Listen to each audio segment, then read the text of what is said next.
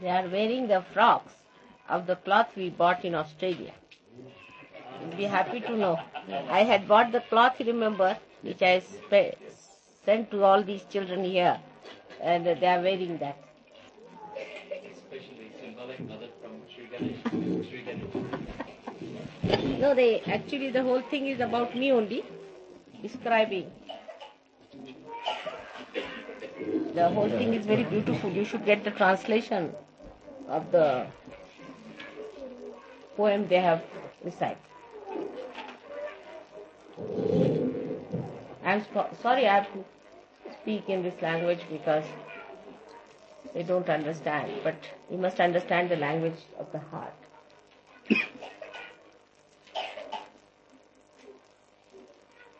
महाराष्ट्राचं प्रेम आघाद आहे आणि ते माझ्या नुसतं उधार भरून होतं. इतकं प्रेम तुम्ही लोकांनी दिलेलं आहे की त्या प्रेमातच सर्व संसार बुडाला तर आनंदाच्या लहरी किती जोरात वाहू लागतील त्याची मला कल्पना सुद्धा करते. त्या प्रेमासाठी धडपडत ही मंडळी, तुमची भाषाही त्यांना येत नाही तरी सुद्धा इतक्या लांबून दुरून धडपडत महाराष्ट्रात जायचं म्हणून येत. असं प्रेम जगात कुठेही नाही, हे अगदी खरं आहे. जरा मराठी भाषा तडेतोड आहे, जरा दानगी आहे, खणखणते जास्त, पण हृदय मात्र प्रेमाने भरलेलं आहे. भाषेमध्ये खोटा धांबिकपणा नाही, पण एकंदर प्रेमाची व्याख्या सुद्धा मराठी भाषेतच करता येते. कितीतरी शब्द शोधून मला बाहेर सापडतात जसे आपल्या मराठी भाषेत आहेत. कारण हृदयामध्ये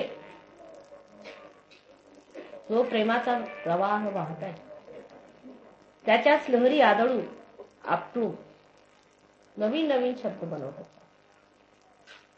आणि त्या शब्दांचे तुषार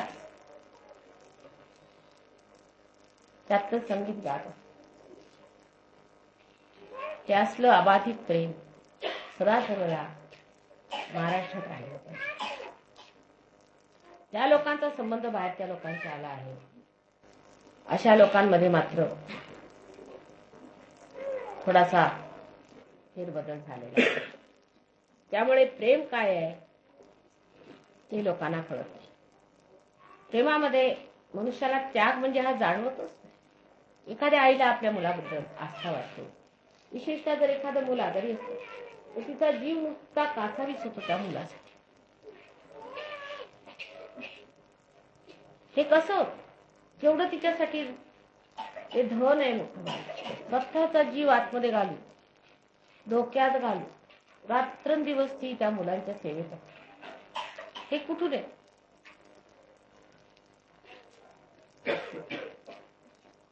हे एवढं त्यागाचं जीवन, पण वाटतं का त्याग आहे? कसे करून मुलगा ठीक झाला पाहिजे माझा. तसंच आपल्या नवऱ्याबद्दल, मुलांच्या बद्दल तीच आस्था या देशात बायकांना आणि आहे अजून पुष्कळाने. तेव्हा बाहेरचं वारं मात्र त्या प्रेमाच्या ज्योतीला लागत नाही. ते सांभाळून ठेवा, म्हणजे बाहेरचे जेवढे आहेत ते तुमच्यापासून शिकतील. ते घालवायचं नसतं. आजकाल नवीन वारं सुरू झालेलं आहे की प्रेम बिम काय नाही, प्रेमाला काही अर्थ नाही, प्रेम म्हणजे मूर्खपण आहे, सगळ्यांची तोडून वागायचं. सहयोगाला ते शोभत नाही. चार तऱ्हेची माणसं आहेत. पुष्कळ लोक सहयोगी नसतात, सहयोगाच्या विरुद्ध बोलतात. खरं वाटतंय काय, पण त्याच्यावरती दया केली पाहिजे. उद्या हे नरकात पडणार, आपलेच भाऊ बंद आहे, हे नरकात पडणार. तेव्हा एक तऱ्हेने त्यांच्याबद्दल आंतरिक भावना ठेव. कोणालाही दुरावलं नाही पाहिजे, सगळ्यांची प्रेमाने वागलं. माझं लग्न झालं ते म्हणजे उत्तर प्रदेशात. तिथेही पाहिलं मी पुष्कळ साठा आहे प्रेमाचा, पण प्रेम बोलून दाखवायचं फार कठीण लोकांना वाटतं. मी गेल्यानंतर मात्र सगळ्यांना वाचा प्रेम बोलूनही दाखवावं लागतं, सांगावं लागतं, जपावं लागतं. मुख्य म्हणजे कुटुंब व्यवस्था महाराष्ट्रातली फार चांगली आहे, बायकांनी सांभाळलेली आहे. पण आता बायकांनी जर आपलं धार्जिण्य सोडलं, आपली पद्धत सोडली, दुसऱ्यांचं बघून बदलायला लागल्या, तर मात्र ह्या देशाचं फार नुकसान होईल. आपल्या जुन्या पद्धती फार वाईट असं बायकांनी कधी विचारत नाही. सहन करावं लागतं, पण सहन करणारा सुद्धा कोण आहे? त्यालाही शक्ती पाहिजे. ज्याला शक्ती नाही तो काय सहन करणार? बायका ह्या साक्षात शक्ती स्वरूपात असतात. आणि जर स्त्रीने ती शक्ती वापरली नाही तर ती काय होणार? पुरुषांचं वेगळं आहे, बायकांचं वेगळं आहे. जसं एका रथाला दोन चाक असतात, एक उजवीकडे आणि एक डावीकडे. डावीकडच्या चाकाने उजवीकडे येण्याचे प्रयत्न करू नये, तो मूर्ख. आता बाकीच्या फार पुढारलेल्या देशातल्या बायका, पुढारलेल्या म्हणजे पुढारल्या कुठे माहिती, चिंबू निघाली. त्यांचं तरी बघा काय म्हणजे काय स्थिती करून ठेवलेली. तुम्हाला आश्चर्य वाटेल की इंग्लंडमध्ये प्रत्येक आठवड्याला मी असं ऐकलं होतं की 2 मुलं मारली जातात. आई मार ऐकलं का? कुठे जन्मात कुठे. पण आता मी ऐकलं की हे लंडनला आहे. इंग्लंडची तर गोष्ट सोडा. प्रेमासाठी सहन हे करावं करणार आणि त्याच्यात आनंद हा की आम्ही प्रेमाचा आनंद प्रेम त्याच्या पलीकडे काय? प्रेम करण्यातच खरा आनंद आहे.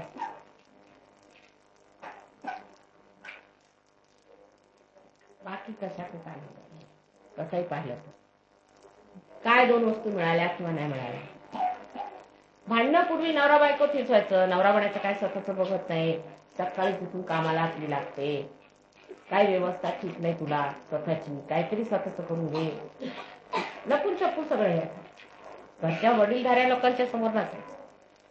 असं काय सकाळी उठून नवराच काहीतरी थोडंसं पाणी बिणी भरून ठेवायचं. मला इतकं माहिती आहे आमच्या घराण्यात की फार काम पडलं तर साडी नेसून त्यांनी पाणी भरलं, कुणाला दिसलं नाही पाहिजे. कारण बायको बाळंती व्हायची आणि त्याचा त्रास होतो. अशी प्रेमाची पूर्वी प्रकार आहे. बाहेरून सगळं व्यवस्थित, पण आतून मात्र दिसते. आणि ते जतन करून परत त्याची जाणीव करून हे पुरुषांचं फार चुकतं की बायका इतकंही करून त्याची जाणीव त्यांना देते. मग त्या उद्धट होतात, हट्टी होतात, हेती करून ते वाढत गेलं की वाढत जातं. मग ऐकायचंच नाही नवऱ्याचं. हे फार वाईट गोष्ट आहे आणि मुळात चुकते. म्हणजे एवढंसं लहान दिसतं ना आपल्याला, ते फार मोठं. एक छिद्र जसं काय व्हावं संबंध परमेश्वराच्या पदरात तसं आहे. तेव्हा 2 शब्द जरी नवऱ्याने काढले तरी हरकत आहे, कारण बाहेरचा सगळा ताप घेऊन घरात येतात तेव्हा आपल्यावरच येईल. पण नवऱ्याने सुद्धा ताल ठेवला.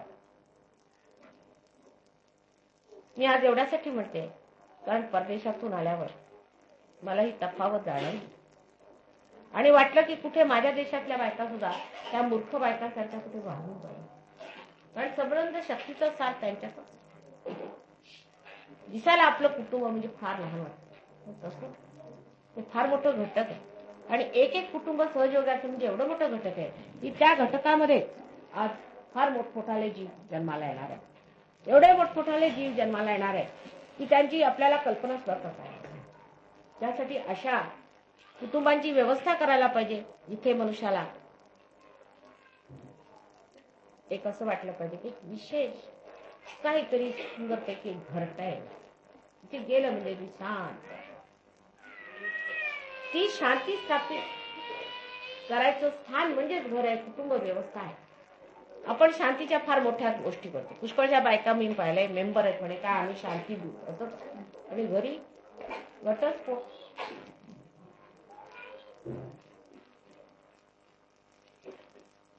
तेव्हा घरामध्ये शांती असते असं, बाहेरच्या शांतीला काही अर्थ नाही. तुम्ही किती पैसे कमवा, काही करा, त्याला काय अर्थ आहे? त्याचा काय उपयोग?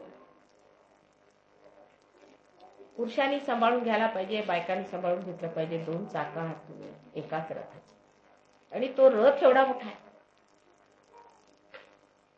त्या रथाचे तुम्ही चाकं, त्या रथाचं वहन तुम्ही करत आहात. आणि केवढी मोठी ती गोष्ट आहे त्याची कल्पना दुसऱ्या देशामध्ये जाऊन कळते की छिन्न भिन्न झाले सगळे. ती छिन्न भिन्नता इतकी जास्त जाणवते, इतकं दुःख वाटतं. आणि आता जोडता जोडता येते. त्याला जोडणारा आता काही असं त्यांनी ग्लू काढलेला नाही, तिकडे सर्व तऱ्हेचे गोल काढले, पण नवरा बायकोचे हृदय जोडणारं काय.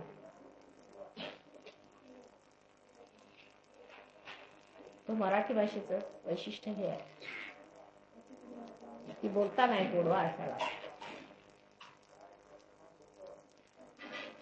एक गोडवा आणून बोलता,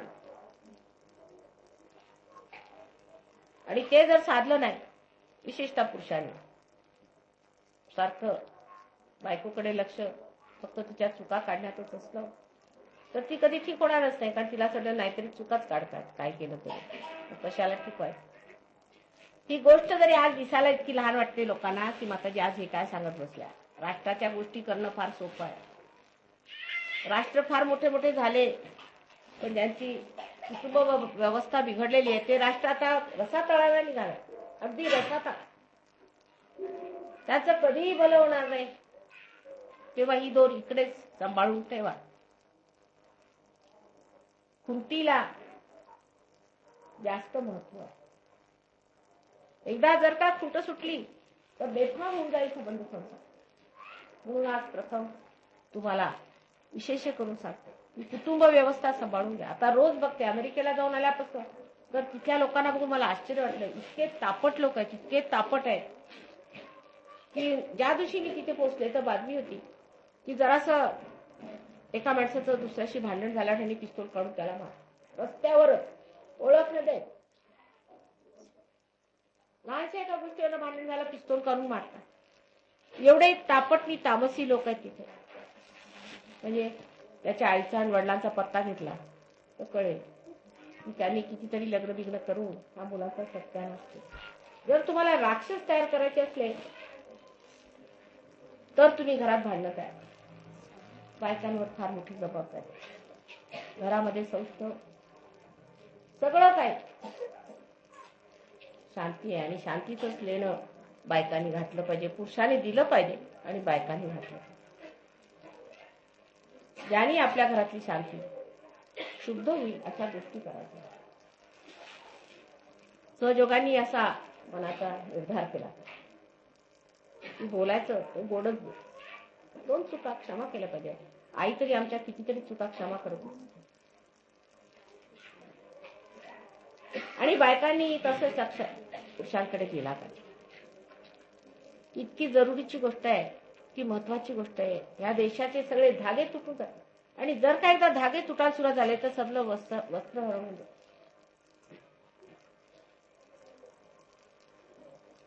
म्हणूनच आपल्या देशाबद्दल म्हटलेलं आहे की यत्र नार्या पूजन्ते तत्र रमन्ते देवी.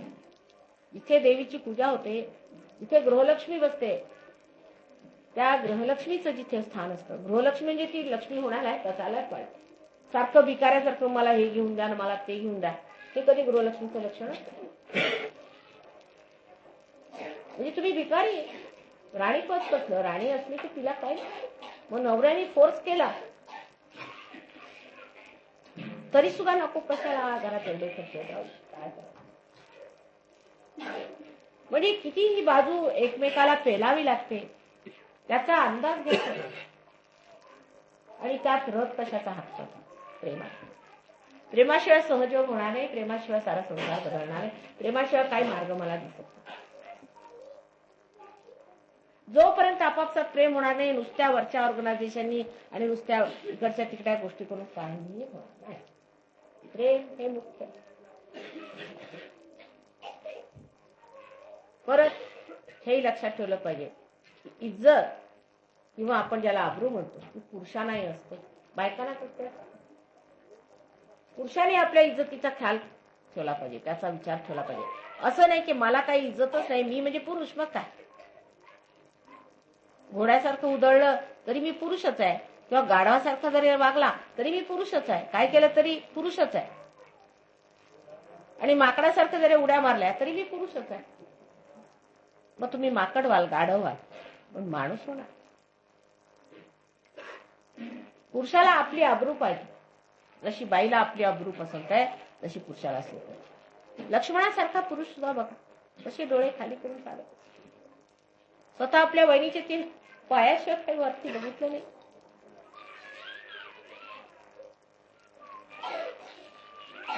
तेव्हा ह्या पाशवी प्रवृत्ती आपल्यातल्या काढून टाक आणि स्वतःची इज्जत करा. हे दुसरं भिकारीपण आहे की सगळ्या बायकांच्याकडे बिरबीर बघत फिरायचं, त्यांच्या मागे लंपटासारखं धावायचं. हे एक प्रकारचं फार भिकारीपण आहे. कोणत्याही गोष्टीसाठी एवढं अगदी मला हे हवंच, मला पाहिजेच, हे पुरुषांचं हे दुसरं भिकारीपणाचं लक्षण आहे. जो राजा बादशाह असतो त्याला काय तुम्ही जमिनीवर बसवा नाही तर कुठे बसवा. सहजयोगामध्ये कसंही बसता आलं पाहिजे, कसंही करता आलं पाहिजे. सगळ्या वर आहात तुम्ही. आत्म्याचं स्वरूप झाल्यावरती तुम्हाला कशाची गरज आहे, कशाची. आता हे लोक जे आले फॉरेनहून त्याच्यातलं आम्हाला बरं आहे. आता तिकडे म्हणजे गाद्या गिरद्यात इथून तिथवर त्यांच्या कार्पेटी लागलेल्या, झोपायचं व्यवस्थित, सगळं काही इतकं व्यवस्थित अगदी काय विचारू नका. बिछाण्यातनं उठले नाही की बाथरूम तिथे जवळ. कधी उठा, 11च्या आधी तर कधी उठतच नाही. 11 वाजता उठ. आंघोळी मात्र वर्षभरात 1-2 केल्या तर जसं पाहिजे तसं वागत असत. म्हणून ते इथे येऊन जी शिस्त लागते त्याच्यासाठी ते मुद्दामून खर्च करून इथे आले की शिस्त लागते. परत अडीअडचणीत राहता येतं, जीवाला जरा तस पडते. ते तस घेण्यासाठी पैसे देऊन इथे आले तुमच्याकडे आणि तुम्ही त्या तसीपासून कशाला पडता. शरीराला कसं तावून फुलाकून केलं पाहिजे. म्हणून गृहस्थाला गृहस्थाश्रम म्हटलं. हे आश्रम आराम करण्याची जागा नाही. आराम म्हणजे अगदी बेकार वस्तू आहे. मला समजतच नाही आरामाची गरज काय एवढं. माणसाला कसं अगदी तटकाफडकी असायला पाहिजे. आराम करायला लागले म्हणजे जे काही जगातलं आहे ते आपल्या डोक्यावर बसणार. एकदा खुर्चीवर बसले खाली बसू शकणार नाही. आराम पसंत व्हायलाच नको. म्हातारपण निघायचं नाही.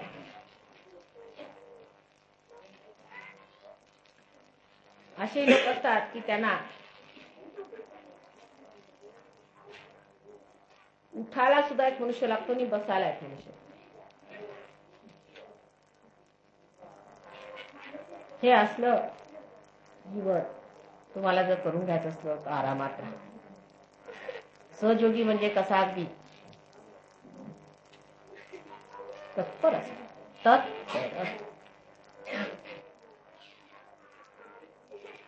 तेव्हा आपल्या संस्कृतीत महाराष्ट्रात सकाळी आपले 4:30ला आंघोळी बिंगोळी करणं. आमचं म्हणजे लहानपण असं केलं. 4:30ला उठायचं. वडील आमचे 5ला फिरून बाहेर यायचे. 5 वाजता सगळं घर स्वच्छ करून सगळे तयार होऊन सगळी मुलं 11 जण असायचे. आता ते तसं राहिलं नाही. बाकीच्या मध्ये सगळे आपले शिस्तीत. कधी एक कागद बाहेर टाकायचा म्हणजे वडिलांनी मात्र त्याच्यावरती ओरडायचं. एक कागद नाही. अजून माझी सवय आहे. एखादा जर हातात काही कागद मी आपल्या हातात घेऊन फिरते की कुठे काय दिसलं तर घालायचं डस्टबिन. पण आपल्याकडे नसतात. आपल्याकडे वैयक्तिक आपण स्वच्छता फार आहे. पूर्वी मानसिक पण फार होती. म्हटलं तसं आहे. मन कसं स्वच्छ ठेवलं पाहिजे. मन स्वच्छ ठेवा. मनात घाण नाही ठेवली पाहिजे. घाण ठेवली म्हणजे कसले तरी आपण वाईट आक्षेपणा करतो. वाईट काहीतरी बोलतो. काहीतरी अविधायक घडतं. हातात काहीतरी दुष्ट असं घडतं. अजाण म्हणून तसं बोलायचं. तसं करायचं नाही. ते कसं करणार. त्याच्या तत्वावर आलं की कळतं का होतं. कारण आपण मनामध्ये जर विष ठेवलं तर सापासारखे आपण कुणालाही लावलं की लावले. चावले बा अमुक ते चावले. चावरे असं आडनाव मी तरी ऐकलेलं नाही महाराष्ट्रात. सगळे आहेत पण चावरे नाही. पण बरेच लोक आहेत चावरे, आणि त्यांचं नाव चावरेच ठेवावं, आडनाव बदलू. त्यांच्याशी कुणी बोलायला गेलं की दचले. का भेटले का तुम्हाला? हो, मिळालाय. वा, कमळाच्या फुलांनी कुणाला चावलेला आजपर्यंत ऐकलं नाही. भुंग्यासारख्या माणसाला सुद्धा आपल्याकडे आणून व्यवस्थित आरामात झोपा,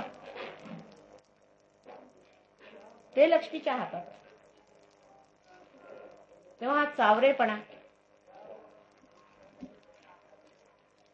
आपल्या भाषणातून, शब्दातून काढून टाका. दांभिकपणा ना, खोटं ना, पण खरं म्हणजे तुम्ही चावरे आहात का? आम्ही बघ खरे बोलतो, आम्ही फार स्पष्ट वक्ते.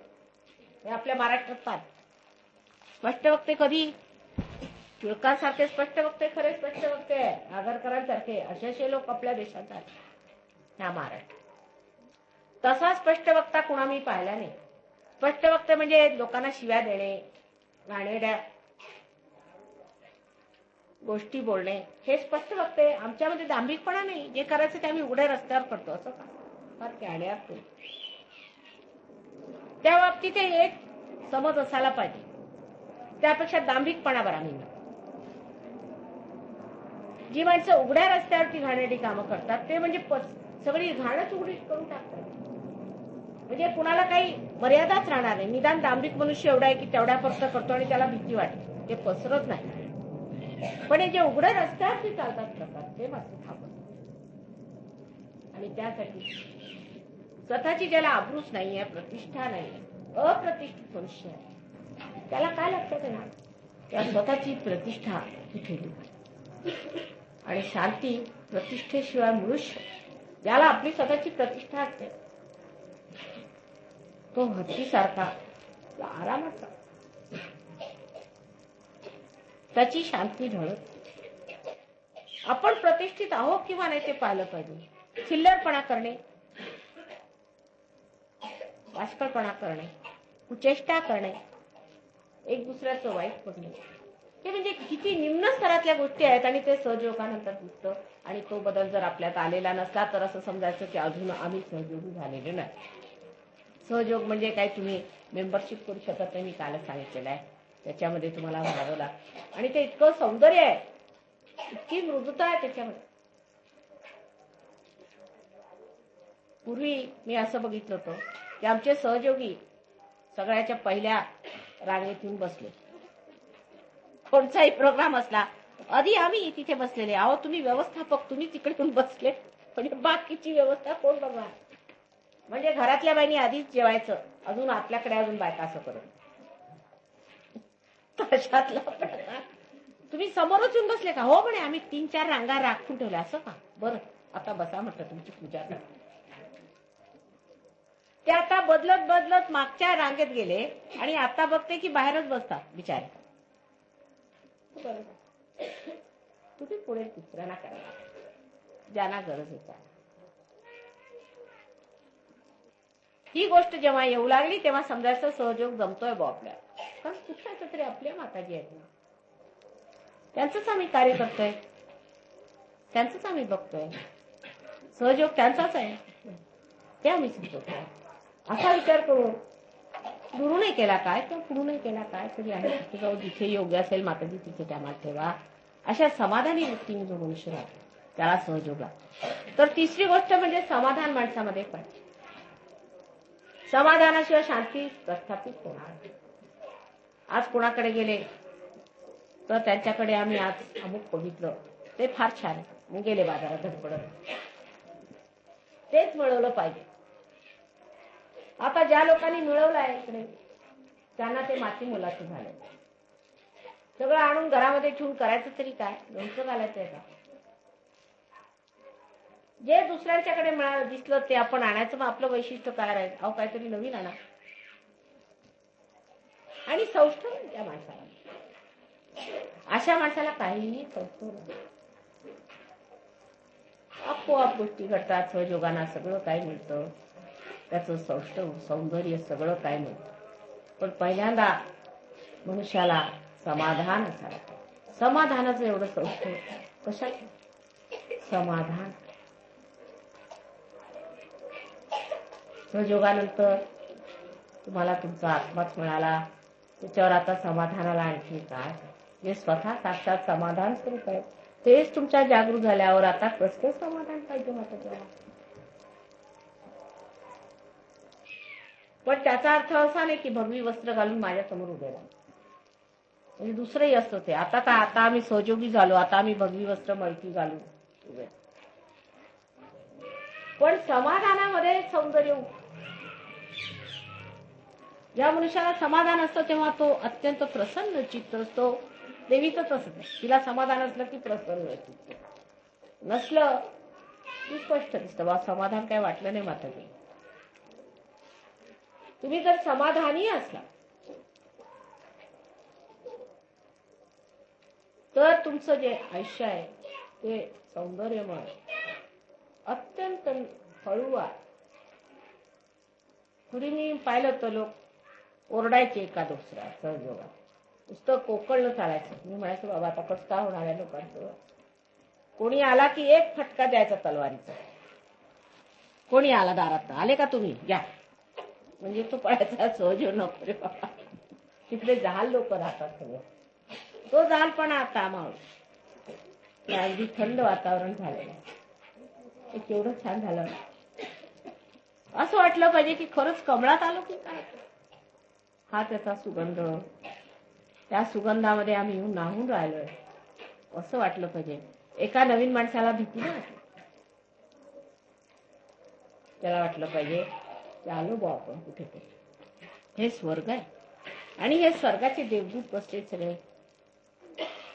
परिधान, वागणं सगळं काय स्वर्गासारखं पाहिजे. कारण तुम्ही स्वर्गात आला.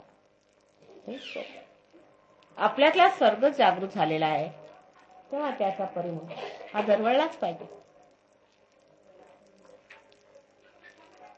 अशा प्रकारे आपला सहयोग आज महाराष्ट्रात हळूहळू वाढत आहे. देवीचा दिन आणि असं करतो गणेशात सर्व शिक्षा आहे त्यांनी पाय घालचे. आणि हा देवीचा आहे. गुड आहे. आणखी जरा सगळ्यांशी भेटा तुम्ही, बोला. आता इतक्या लांबून आले तुमचे पाहुणे, बायकांशी जरा बोला. त्यांना समजावून सांगा काय माताजी म्हणतात ते. आपापसात बोलून घ्यायचं. त्यांना फार आनंद होईल. तुमच्या गावी आलेत आता, त्यांचा पाहुणचार करायचा. मला तरी इंग्लिश येतं, त्यांना काय मराठी येतं विचार. आपलं talk to them. Even if English is little wrong, doesn't matter. You see, grammatically and all that English must be perfect in pronunciation. Otherwise, they think we are not. They'll not respect us. So I'm just giving them confidence that you go and talk to them. There's no need to have first-class English for you. After all, it's all right. So this Sunday did a translation of something he spoke to them. Is it? You all understood? Good. They are all graduates here. All are very educated people. No, otherwise also. You see, you'll be surprised. Education in Pune is so great that most of the ladies would be like that, graduates. Most of them would be graduates, MAs, all very well educated women. And men too. Most of these boys are graduates, doctors, this, that. But you see, they're so humble that you can't make it out. Education is too much. But as far as English language is concerned, you see, naturally you can understand it's a foreign language. And despite that, they know quite a lot of English. Not so good as you people know after all. नाही तुम्ही बोलायला पाहिजे. नाही नंतर तुम्ही सांगा. हे एक बहाणा आहे तुम्हाला सगळ्यांना बोलण्याचं, भेटण्याचं. सगळ्यांनी बोलायचं, एक एक दोस्ती करा. I'm saying be friendly with it, be friends. See, here the friendship is great. The men are friendly with men and women are friendly with women. It's a very pure country, and the other things that exist in the Western country, one should not even discuss with them and tell them. They don't know, they are not aware of all these things. You see, they are too simple to know all those things. So let them be friendly and they'll explain to you. आता राहू द्या, आता पूजेचं होऊ द्या, कारण उशीर होईल. नंतर तुम्ही भेटा, बोला. This is a very good excuse. Thank you. If there is any barrier, it will break. हा थोडं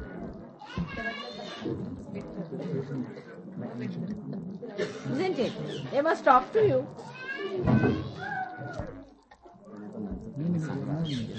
काय वरून सांगितलं की केव्हा तरी पूजेमध्ये त्यांनी इयरिंग्स आणलेत स्पेशल तर तुम्ही म्हणाल त्यावेळेला ते ऑफर करते आणि सगळ्या धर्मांचं गायडन्स हे नंतर